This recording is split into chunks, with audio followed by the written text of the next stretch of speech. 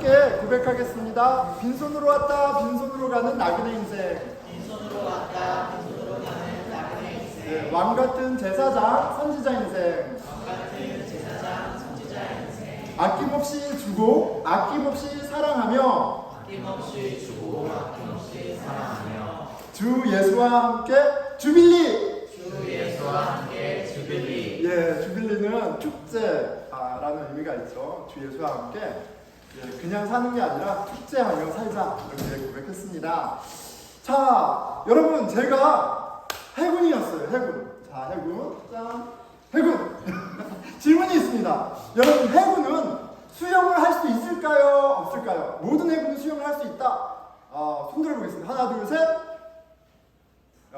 예, 그래도 여러분들 해군의 실체를 잘 아시는 것 같아요. 많이는 안 들었는데. 예. 자, 그럼 다시 한번 질문하겠습니다. 해군은 모두 바다에서 수영을 할 수 있다. 손 들어보겠습니다. 하나, 둘, 셋. 예. 여전히 믿음을 버리지 않는 분들이 계시는데, 예, 실체는 뭐냐면, 그렇지 않습니다. 저도 이제 해군을 나왔는데, 아침에 생각하다 보니까 군번이 생각났어요. 97테크 71000 예, 25년이 됐는데 군번이 갑자기 생각나더라고요. 제가 이제 뼛속까지 해군에 그게 있는데 안타깝게도 훈련소 때 해군 수영도 훈련 받거든요. 10주? 10주가 아니라 일주일 받는데 안타깝게도 실내에서는 수영을 좀 하는데 바다에서는 제가 수영을 못해요. 예, 되게 무서워합니다. 자, 23년이 지났는데도 여전히 못해요. 그런데 참 이렇게 재미있는 게 뭐냐면 저에게 12살 된 딸이 있습니다. 12살 된 딸이 있는데 이 아이가 저보다 수영을 훨씬 잘해요. 훨씬 잘하고 예, 그리고 바다에서도 너무너무 수영을 잘해요. 저는 바다를 굉장히 무서워하는데 이 아이가 바다에서 막 수영을 하는 걸 보면 놀랍기도 하고 예, 무섭기도 합니다. 자, 그런데 뭐냐면 제가 수영에 대해서 알고 수영을 배운 것이 저희 첫째 딸보다 훨씬 오래되었고 많은 시간을 가졌는데 왜 이제 겨우 12살 뿐이 안 된 아이보다 수영을 못하는 걸까요? 제가 수영장도 나무동 다녔고 바다도 더 많이 갔는데 왜 이 아이보다 못하는 걸까요? 예, 간단하죠? 간단한 이유가 있습니다. 바로 훈련의 양이에요. 훈련의 양. 저는 수영학원 내지는 그 프랙티스를 그렇게 오래 하지 않았어요. 그런데 저희 아이는 6살 때부터 지금까지 계속 매 학기마다 수영을 하고 있어요. 그래서 동네에 작은 수영팀이지만 돌핀이라는 팀에서 선수로도 하고 있습니다. 그러니까 제가 제 딸을 당연히 따라잡을 수 없죠. 저와 훈련의 양이 너무너무 차이가 나요. 자, 이런 것이죠. 아는 것하고 무엇에 대해서 아는 것하고 수영에 대해서 아는 것하고 수영을 잘하는 거하고는 전혀 별개의 것이에요. 그렇죠? 축구 플레이를 잘 아는 거하고 내가 직접 축구를 플레이하는 거하고 완전히 다른 거죠. 내가 태권도를 아는 거하고 태권도를 실제로 할 수 있는 거하고 다른 겁니다. 모든 운동이 그렇죠. 저는 달리기를 좋아하는데 달리기도 그렇습니다. 달리기 여기 보스턴 브루클라인 얼마나 많이 뜁니까? 되게 쉬워 보이죠. 다 달리는 거 아무것도 아닌 것처럼 보입니다. 하지만 실제로 1마일 뛰는 거, 2, 3마일, 10마일, 20마일 뛰는 거는 또 전혀 다른 이야기예요.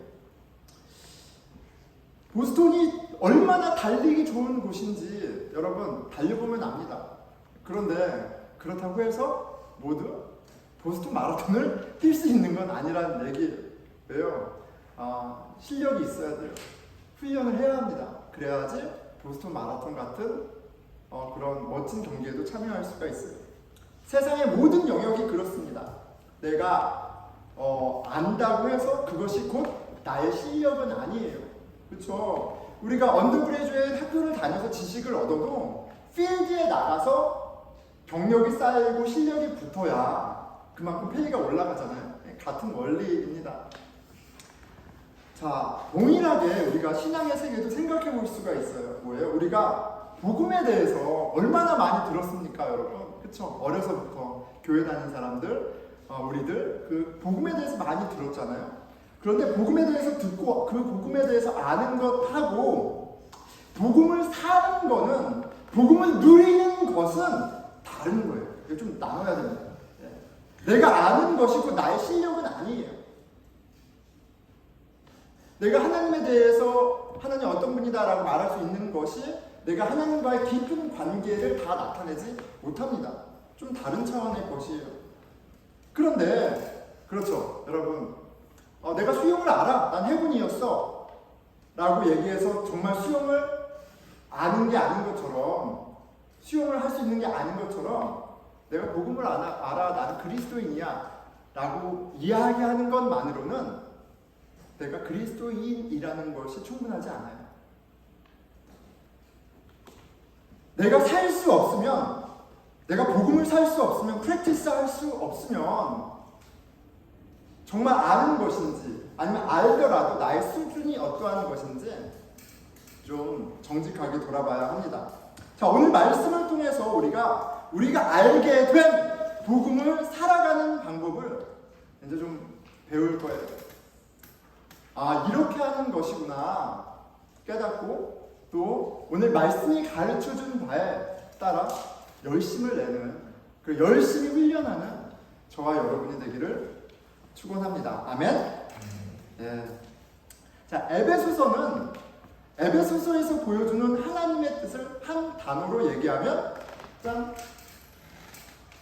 네, 뭘까요? 하나됨입니다. 1장 10절인데요. 제가 검은 글씨, 여러분이 푸른 글씨를 읽어보겠습니다. 하늘에 있는 것이나 땅에 있는 것이 다 그리스도 안에서 통일되게 하려 하시니라. 모든 것을 그리스도 안에서 통일되게 하시는 것이 하나님의 뜻이에요. 한 단어로 이야기하면 하나됨, 원니스가 바로 하나님의 뜻입니다. 하나님이 우리를 당신의 거룩한 자녀로 삼으신, 구원하신 목적이 있다는 거예요. 우리의 죄를 깨끗하게 하신 데에는, 그래서 우리를 흠없는 거룩한 자녀로 삼으신 데에는 목적이 있으세요. 원니스, 통일, 하나됨이에요. 그리고 에베소서는 그 하나님의 뜻을 설명해 주기 위해서 세 가지 그림을 보여주고 있어요. 첫째 그림은 몸입니다. 에베소서 1장 23절에 무엇이라 이야기합니까? 교회는 그 그리스도의 몸이니라 라고 이야기해주고 있어요.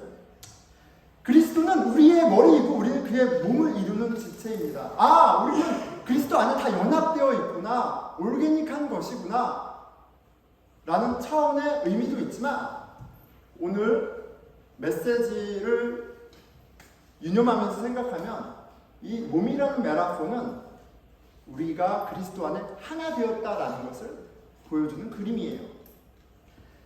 두 번째 그림이 있습니다. 두 번째 그림은 가족이에요. 에베소서 2장 18절에서 19절입니다. 이는 그로 말미암아 우리 둘이 한 성령 안에서 아버지께 나아가면 얻게 하심이라. 그러므로 이제부터 너희는 외인도 아니요 나그네도 아니요 오직 성도들과 동일한 시민이요 하나님의 권속 가족이라. 여러분 우리는 하나님 아버지 안에 한 가족이야라는 이야기를 많이 하고 들어왔습니다. 우리는 서로 친절해야 하고 소중한 존재가 되었어. 왜냐하면 우리는 가족이니까. 다 맞는 말이에요. 그런데 한 가족이라는 그림이 주는 메시지는 뭐냐면, 우리가 예전에는 문화의 차이, 경험의 차이, 언어의 차이, 그런 모든 다양한 차이로 인해서 남남이었어요. 서로 남남이었단 말이에요. 서로 경쟁하는 사이였어요. 서로 차별하던 사이였어요. 그런데 그 다름을 예수 그리스도가 그 십자가로 소멸하시고 그리스도 안에 한 가족이 되게 하셨어요. 가족의 메타포는 하나됨이 있어요. 하나됨을 보여주는 두 번째 그림이 바로 가족입니다. 그리고 세 번째 그림이 바로 성전이에요. 20절에서 22절입니다. 너희는 사도들과 선지자들의 터 위에 세우심을 입은 자라. 그리스도 예수께서 친히 모퉁이 돌이 되셨느니라. 그의 안에서 건물마다 서로 연결하여 주 안에서 성전이 되어가고 너희도 성령 안에서 하나님이 거하실 처소가 되기 위함이라. 그리스도 예수 안에서 지어져 가느니라. 교회 공동체 안에 성령님이 함께 하시는구나 라는 메시지도 있지만 이 성전의 메인 포인트는 우리가 성령이 거하시는 한 템플, 거룩한 성전이 되었다는 거예요. 세 가지 그림을 통해서 하나님의 뜻을 강조하고 컨퍼밍 해주고 보여주고 있어요. 그리스도 안에 하나됨이에요. 우리는 그리스도의 한 몸이요. 우리는 그리스도 안에 한 가족이요. 우리는 그리스도 안에 한 성전이에요. 자, 세 가지 그림을 보여주는 의미도 있지요. 세 가지는 성경에서 완전수 하나님의 소유입니다. 하나님의 작정은 완벽해요. 그리스도 안에 우리를 완벽하게, 온전하게 하나 되게 하신 데 있어요. 자, 에베소서 첫 1장에서 3장은 그렇게 그리스도 안에서 하나님이 우리에게 어떤 일을 하셨는지 복음의 의미를 설명해줘요. 그리스도 안에서 우리를 깨끗하게 하고 거룩하게 하시고 자녀 삼으시고 하나님 나라의 상속자가 되게 하시고 이런 노란 일을 하셨어. 왜? 그리스도 안에 만물을 하나 되게 하는 그 일을 목적을 이루시기 위해서 이게 1장부터 3장까지의 이야기예요. 복음에 관한 내용이 1장부터 3장까지 있습니다. 그리고 오늘 본문이 시작되는 4장부터 6장은 우리가 이해한, 알게 된 그 복음을 어떻게 살아야 하는지 그 프랙티스를 가르쳐주는 거예요. 여러분, 아는 것으로 완성되지 않습니다. 모든 인생의 삶의 영역은 암과 프랙티스가 같이 되면서 이해를 깊이 하고 나의 것이 되는 거예요. 복음에 대한 이해가 이해로 머물러 있으면 샬로할 수밖에 없어요. 이제 그 복음을 바탕으로 복음을 어플라이 하면서 살아갈 때 그리스도 안에 하나됨이 이런 의미구나. 그리스도 안에 영광의 풍요하심으로 충만하게 되는 것이 이런 의미구나. 1장에서 3장까지의 말씀이 이런 의미구나. 계속 선순환 구조로 더욱더 힘쓰며 애쓰며 하나됨을 추구하는 삶으로, 거룩한 삶으로 에디파이하게 되어 있어요. 언제요? 아는 것을 삶 가운데 적용하고 애쓰며 살아갈 때예요. 3장은 복음에 관한 내용이라고 말씀드렸어요. 그리고 4장에서 6장은 이제 how to live out the gospel이에요. 이 두 파트를 이어주는 컨정션이 therefore입니다. 그러므로예요. 하나님께서 그리스도 안에 이러한 놀라운 풍성한 충만한 일을 하셨으니까 그러므로 이제 그 복음 안에서 그 풍요함 안에서 이렇게 그 삶을 살아가라, 이루어가라 라고 말씀하시는 겁니다. 자, 오늘 본문을 한번 함께 읽겠습니다. 빨간색, 녹색으로 된 부분은 여러분들이 큰 소리로 읽도록 하겠습니다. 그러므로 주 안에 갇힌 내가 너희를 권하노니 너희가 부르심을 받은 일에 합당하게 행하여. 그리스도 안에 부르심을 받았어요. 그리스도 안에 우리가 하나님 자녀 되는 은혜를 입었습니다. 그리고 그 복음 안에 우리에게 요구하시는 그 복음에 합당한 삶이 있는 거예요. 2절 모든 겸손과 온유로 하고 오래 참음으로 사랑 가운데서 서로 용납하고. 이제 예수 믿으니까 겸손해야지. 이제 예수 믿으니까 온유해야지. 이제 예수 믿으니까 서로 용납해야지. 겸손, 온유, 용납 자체가 목적이 아니라 무엇을 위한 겸손이고 무엇을 위한 용납이고 무엇을 위한 사랑인가요? 하나됨이라는 사실을 기억해야 되겠어요. 평안에 매는 줄로 성령이 하나 되게 하신 것을 힘써 지키라. 몸이 하나요 성령도 한 분이시니 이와 같이 너희가 부르심에 한 소망 안에서 부르심을 받았느니라. 주도 한 분이시요 믿음도 하나요 세례도 하나요 하나님도 한 분이시니 곧 만유의 아버지시라. 만유 위에 계시고 만유를 통일하시고 만유 가운데 계시도다라고 얘기하고 있습니다. 여러분, 하나님의 뜻이 무엇이라고 얘기했어요? 이 장에 그리스도 안에 만유를 통일하는 것이야라고 얘기하셨어요. 근데 오늘 본문에 그 통일이라는 말을 반복하고 있죠. 왜 통일해야 돼요? 예, 하나됨이 하나님의 목적이기 때문에 그래요. 우리는 한 성령 가운데, 한 소명 가운데, 한 복음 가운데 그 하나를 이루시기 원하시는 하나님께 부름을 받은 거예요.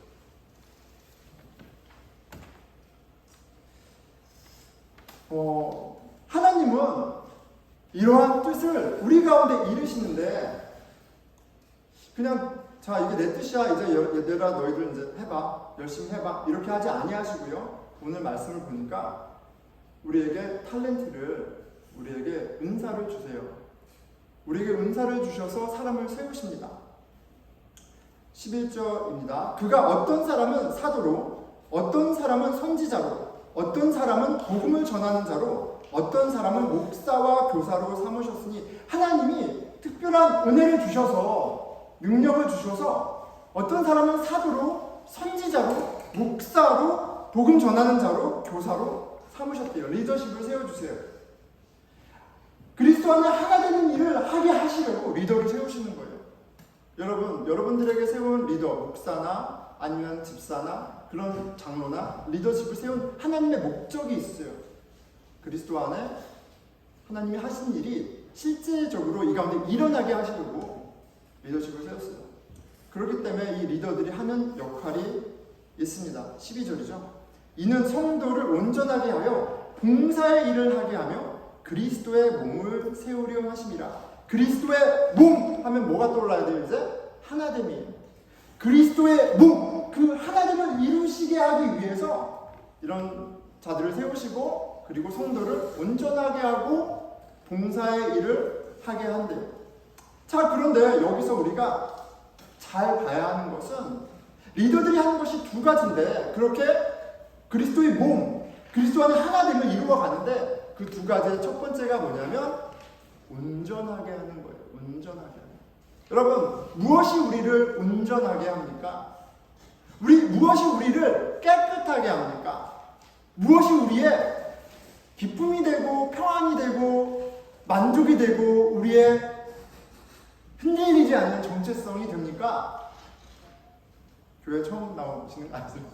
예수 그리스도죠. 성도를 온전하게 한다는 것은 복음의 의미를 잘 드러내야 된다는 말이에요. 예배를 통해서 설교 말씀과 성경 공부와 친교와 기도와 그 모든 액티비티, 삶의 모양을 통해서 이런 리더들은 첫 번째로 복음 그대로 드러내야 할 사명이 있어요. 그리고 그 복음이 우리 가운데 응하여질 때 그리스도 안에 하나님이 우리에게 하신 일이 깨달아지고 응하여질 때 말씀처럼 우리는 온전하여집니다. 그런 온전함, 그리스도 안에 그 풍요함이 무엇인지를 깨닫는 것이 그러니까 첫 번째인 거예요. 그리고 나서 그 온전함 가운데 있는 성도들로 하여금 이제 봉사의 일을 하게 하는 겁니다. 봉사의 일을 하게 하는 거예요. 자, 여기서 우리가 기억할 수 있는 것은 교회에서의 봉사는 봉사 자체가 목적이 아니에요. 일을 얼마나 잘하느냐, 깔끔하게 하느냐, 열심히 하느냐 자체가 아니에요. 왜요? 봉사의 목적이 뭐기 때문에? 하나됨에 있기 때문에 그래요. 여러분, 교회에서 열심히 일하다가 뭐예요? 서로 싸웁니다. 열심히 일하면서 파가 나뉘어져요. 하는 사람, 안 하는 사람, 이렇게 하는 사람, 저렇게 하는 사람. 너무나 웃긴 예화가 있잖아요. 어느 분이 교회에 피아노를 헌물하셨어요. 그런데 장로님은 왼쪽에 둬야 되고 목사님은 오른쪽에 둬야 한다고 생각하셨어요. 싸우세요. 되게 웃긴 이야기지만 우리가 우리의 열심에 집중하거나 우리가 왜 구원을 받았고 왜 봉사하는지 그 목적을 잊어버리면 그냥 산으로 가는 거예요. 우리 봉사의 목적은 하나됨에 있습니다.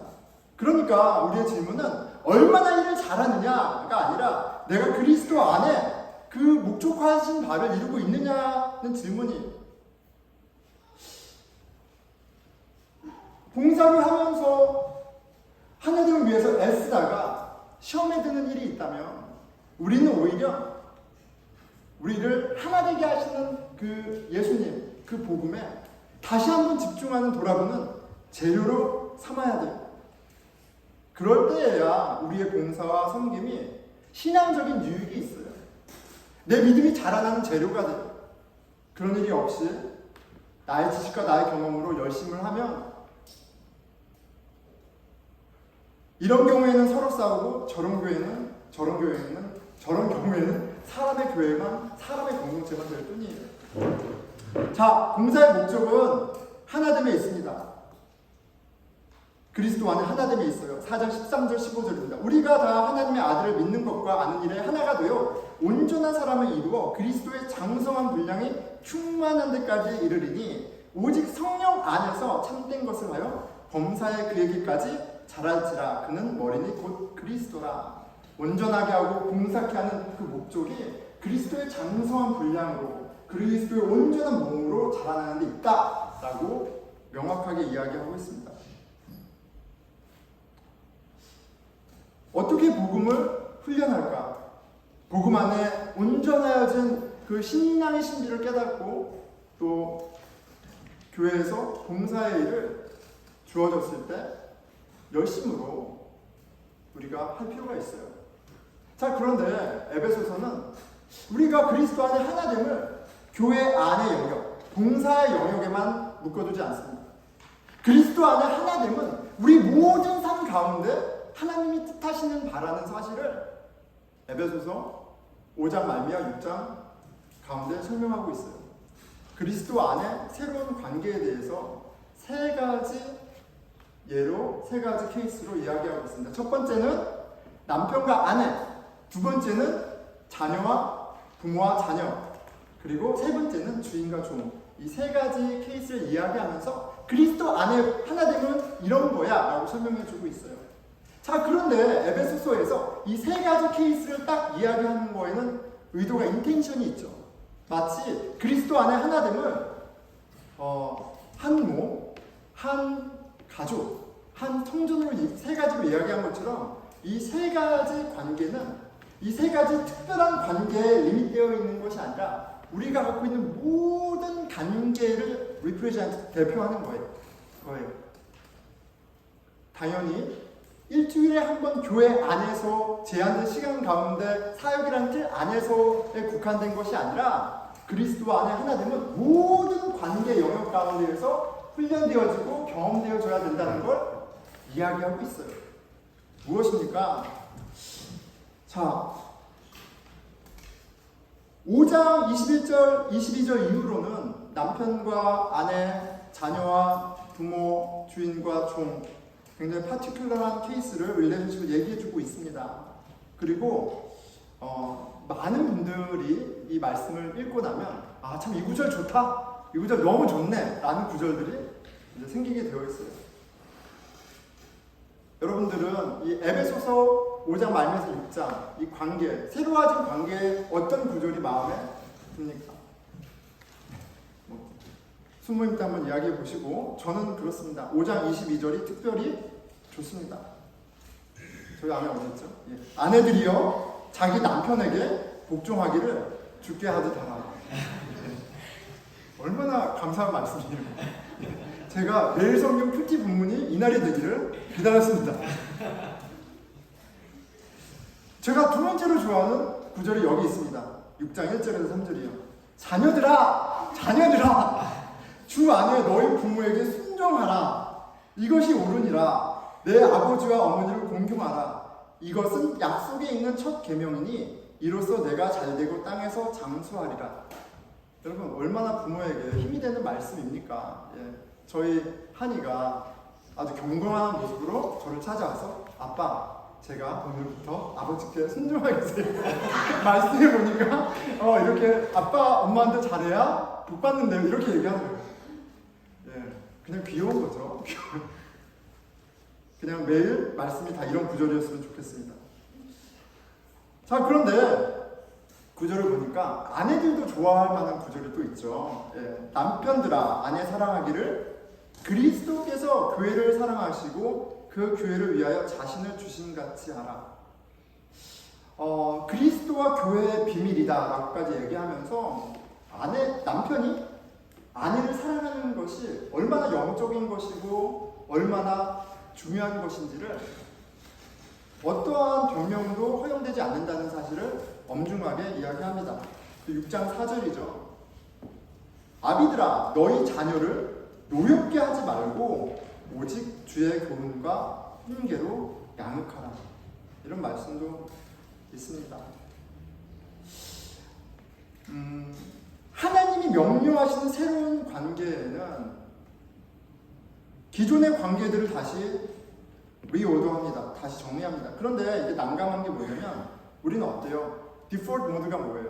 다 나한테 유리한 쪽으로, 나한테 편한 쪽으로. 하나님의 말씀조차도 내가 다른 사람을 컨트롤하고 도미네이트하는 도구로 사용하는 아주 악한 그런 죄인들입니다. 그게 우리의 모습이죠. 자, 그런데 하나님이 지금 그리스도 안에 우리를 하나 되게 하셨고, 자, 이제 그 하나님을 어떻게 하는지 가르쳐 줄게 하고 이 관계에 대해서 얘기해주고 있어요. 그런데 제가 제 아내에게 자, 말씀을 봐. 말씀에 당신 나한테 무조건 순종하래. 이렇게 들이밀면 아내와 제가 하나 되겠어요? 아니면 원수가 더 되겠어요? 네, 형배도 알아요. 형배가 싹 웃습니다. 원수가 되는 거죠. 원수가 되는 거죠. 야, 얘들아, 봐봐. 부모한테 순종하래. 그러면 자식들이 뭐라고 하겠어요? 나는 그런 하나님 안 믿어. 이래요. 하나 되는 것이 아니라 오히려 더 깊은 원수가 되는 거예요. 종교 전쟁이 일어나는 거예요. 그러면 어떻게 그 하나됨을 이 말씀에 비춰 우리가 적용할 수 있나요? 아주 심플한 원리죠. 하나님이 남편인 나에게 명령하신 바에 집중하는 거예요. 그게 내 삶 가운데 그리스도가 하나님이다라는 고백을 이루어가는 거예요. 내 아내가 나에게 실망을 줘도, 내 아내가 나를 힘들게 해도, 내 아내가 나의 잘못을 드러내도, 그래서 내가 자존심이 상해도, 괴로워도 그거는 그거고 나는 하나님 말씀 앞에 내가 해야 할 바를 하나님이 주시는 힘으로 해나가는 거예요. 그 관계가 기나긴 여정 가운데 있을지라도 실패할 수 없습니다. 진전이 분명히 있어요. 아내도 마찬가지죠. 아내도 마찬가지예요. 예수님이 이렇게 사랑하라고 했는데 왜 사랑하지 않아가 아니라, 여러분 그렇잖아요. 남편이 아니라 셋째 아들, 넷째 아들, 절대 철이 들지 않는 아들, 뭐 이렇게 이야기하잖아요. 그게 제 현 주소예요. 그런데 그럼에도 불구하고 말씀에 따라 남편을 존중하고 세워주는 그 역할을 충실할 때 그 관계가 깨어지겠습니까? 하나 되는 일이 있겠죠. 자녀들을 내 소유물이냐 감나라 배나라 하는 게 아니라 하나님의 교훈과 훈육에 따라 하나님이 기뻐하시는 것을 고민하면서 키운다면 아이들이 모를까요? 아이들이 부모를 존중하게 되죠. 실제로 경험하는 바입니다. 며칠 전에 참 애석하게도 이게 그냥 한 번이 아니에요. 여러분들한테는 가끔 만나니까 굉장히 친절하고 나이스한 목사지만 자식들한테는 그렇지 않습니다. 네. 이렇게 하다가 아이 중에 한 명한테 제가 너무 큰 소리로 막 화를 쏟아부었어요. 쏟아부었어요. 애들이 이렇게 저를 멀뚱멀뚱 쳐다보죠. 목사인가? 쳐다보죠. 상관없어. 나 화가 났어. 뭐라 그래요. 근데 그날 아침 아이들하고 이렇게 같이 학교를 갔는데 한 아이가 제 손을 잡고 그래요. 아빠는 가끔 쇼템포야. 롱템포일 때도 있는데 가끔 쇼템포야. 이렇게 오늘 아침에 아빠가 쇼템포였던 것 같아. 이렇게 얘기하더라고요. 아니 이게 어디 어른한테가 아니라 그게 아니죠. 아이를 통해서도 하나님이 나에게 너 진짜 내가 기뻐하는 방식대로 원하는 대로 아이에게 얘기한 거 맞아? 그렇지 않잖아 라는 말씀을 하세요. 그리고 그 말씀이 음성이 들리면 사과하게 되는 거예요. 아빠가 너희를 화나게 해서 미안하다. 아빠가 잘못했다. 여러분, 그 관계는요, 계속 여전히 시대를 거쳐야 하고 여전히 부대낌이 있지만 소망이 있는 관계예요. 그리스도 안에 하나 돼, 그리스도를 주로 인정하는 것, 그렇게 하나 되는 건 막연한 게 아니에요. 여러분, 어떻게 여러분 관계 가운데 하나님이 그리스도 안에 하신 그 놀라운 일을 그 하나됨에 참여하고 있습니까? 말씀마저도 상대를 공격하는 무기로 사용하진 않나요? 그렇게 내가 미워해야 할 이유를 찾고 나의 공격을 정당화하는 하나님의 말씀을 함부로 사용하는 죄악을 범하고 있지 않습니까? 그럴 수 없습니다. 오늘 말씀 가운데 하나님이 나에게 요구하시는 바를, 나에게 명령하시는 바에 집중하고 그것에 충실히 순종하는 저와 여러분, 그렇게 하나됨을 이루어간 저와 여러분 되기를 축원합니다. 말씀을 맺겠습니다. 제가 어제 드디어 헬프 마라톤을 뛰었습니다, 여러분. 감사합니다. 예, 감사하고요. 굉장히 뿌듯합니다. 뿌듯한데요. 여러분, 제가 그 달리기를 하면서 얼마나 마음이 진짜 그 감흥이 얼마나 행복했는지 몰라요. 너무너무 행복했고요. 물론 힘들었지만 힘든 거랑 상관없이 너무너무 기뻤습니다. 제가 20년 전에 헬프 마라톤을 뛰었어요. 20년 전에. 22, 3살 때 뛰었습니다. 그리고 그 후로 제가 계속 했던 말이 있어요. 나는 풀 마라톤을 뛸 거야. 그런데 아직 한 번도 못 뛰었어요. 한 번도 못 뛴 것만이 아니라 20년이 지났음에도 불구하고 어제서야 겨우 헬프 마라톤을 한 번 더 뛰었어요. 나 뛰어보니까 뛰는 게 저랑 맞아요. 뛰는 게 너무 좋고 유익해요. 그거 알아요. 알았는데 뛰지 않아요. 뛰지 않았어요. 1년, 5년, 10년, 20년 동안 뛰지 않았어요. 그런데 함께 뛰는 사람들에게 격려를 받고 그리고 훈련하면서 준비를 해서 헬프 마라톤을 뛰었습니다. 힘들죠. 훈련이 힘들죠. 저녁에 자야 되는데 9시에 오마이 뛰고 10시에 오마이 뛰고 하면서 준비하는 게 그게 쉽나요? 그런데 헬프 마라톤을 거뜬 뛰고 그 너무나 기쁘고 감사하고 행복합니다. 그리고 저에게 소망이 더 클리어해졌어요. 어떤 소망이냐면 2024년도에 내가 꼭 보스턴 마라톤 뛰겠다라는 소망이 더 가까워졌습니다. 보스턴 마라톤도 그렇잖아요, 여러분. 세계에서 보스턴 마라톤 뛰려고 2,000불, 3,000불, 4,000불 돈 써가면서 와서 마라톤을 해요. 1년, 5년, 10년 버킷리스트에 찍고요. 연습해서 오는 것이 보스턴 마라톤이에요. 그런데 저는 보스턴 마라톤에 살아요. 보스턴 마라톤을 매일 보면서 살아요. 그런데 내가 보스턴 마라톤이 얼마나 영광스럽고 얼마나 큰 이벤트고 얼마나 자랑이 되고 그런 걸 알아도 그리고 빤히 그런 걸 매년마다 보고 있어도 거기에 참여해서 그 영광에 참여해서 그 기쁨을 누리고 즐거워하는 것은 전혀 다른 이야기였어요. 그런데 많은 친구들의 격려와 또 도움으로 훈련을 시작하고 한 걸음 한 걸음 나아가게 됐어요. 여러분, 신앙생활도 같아요. 여러분들이 힘써 훈련해야 되는 부분이 있습니다. 힘써 훈련하면서 그리스도 안에 우리에게 주신 그 풍성함을 무엇인지 누릴 때 우리의 신앙생활이 우리 삶을 트랜스포머하는 그런 경험을 하는 거예요. 우리가 그리스도 안에 하나됨을 위해 부르심을 입었기 때문에 힘써야 합니다. 그것만이 아니라 그리스도 안에 하나됨은 만물을 충만하게 하시는 그리스도의 부요함으로 충만해진다는 참으로 신기한 놀라운 그런 복된 길이기 때문에 우리는 힘써야 합니다. 이 복음을 깨달았다면, 이 복음의 가치와 유익을 안다면 여러분, 매일 말씀 보는, 기도하는, 함께 모여 성경 공부하고 예배하는 이 모든 자리를 삶의 우선관에 두고 신앙을 훈련하십시오. 힘써서 신앙생활 하십시오. 기도하겠습니다.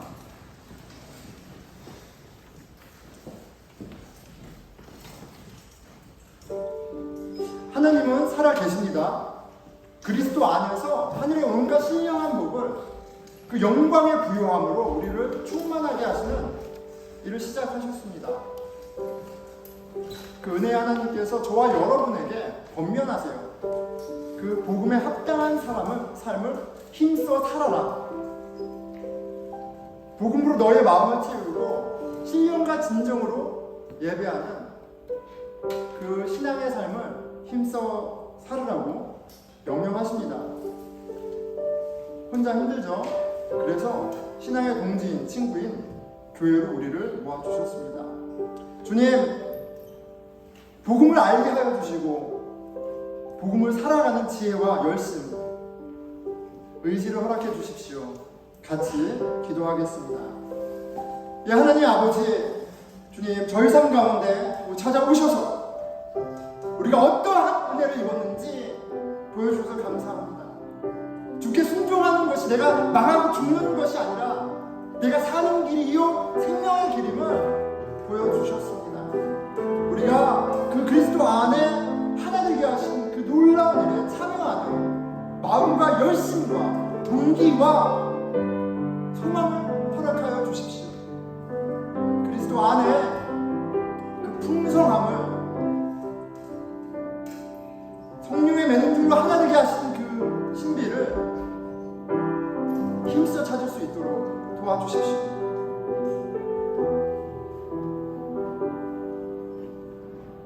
예, 우리 공동체 교회를 위해서 기도하겠습니다. 교회는 그리스도의 몸이니 교회는 하나님께서 만물을 충만하게 하시는 이의 충만함으로 사용하십니다. 우리가 생각하는 그 이상으로 그리스도를 주로 고백하는 공동체는 하나님이 놀라운 일을 부어주시는 생명의 통로예요. 주님, 저희로 교회의 소중함을 알게 해주시고